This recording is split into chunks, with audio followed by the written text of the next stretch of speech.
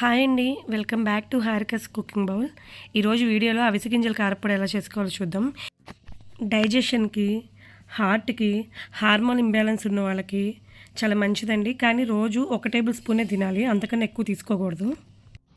కడాయిలో 2 కప్పుల అవిసె గింజలు వేసుకుని దోరగా ఫ్రై చేసుకోవాలి, లో ఫ్లేమ్లో పెట్టుకుని. అవి ఫ్రై అయిన తర్వాత పక్కకు తీసుకోవాలి. అదే కడాయిలో 1 కప్పు నువ్వులు వేసుకోవాలి. అవి కూడా లో ఫ్లేమ్లో పెట్టుకుని స్లోగా ఫ్రై చేసుకోవాలి. అవి ఫ్రై అయిన తర్వాత అవి కూడా తీసి పక్కన పెట్టుకోవాలండి.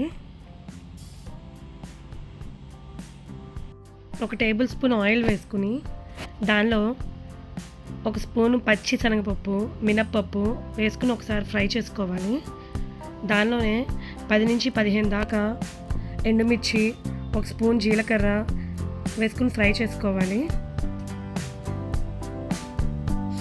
1 కప్పు ధనియాలు వేసుకుని కలుపుతూ ఫ్రై చేసుకోవాలి. కరివేపాకు, 1 5-6 వెల్లుల్లి రెబ్బలు, కొంచెం చింతపండు పెట్టుకుని ఫ్రై చేసుకోవాలి. ఇవి ఫ్రై అయిన తర్వాత చల్లార్చుకుని మిక్సీ జార్లో వేసుకోవాలి.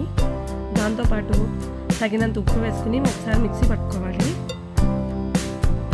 ఇది మిక్సీ అయిపోయిన తర్వాత ఒకసారి కలుపుకుని ముందుగా మనం ఫ్రై చేసుకున్న అవిసె గింజలు, నువ్వులు కూడా వేసుకుని ఒకసారి మిక్సీ పట్టుకోవాలి. అంతే అండి.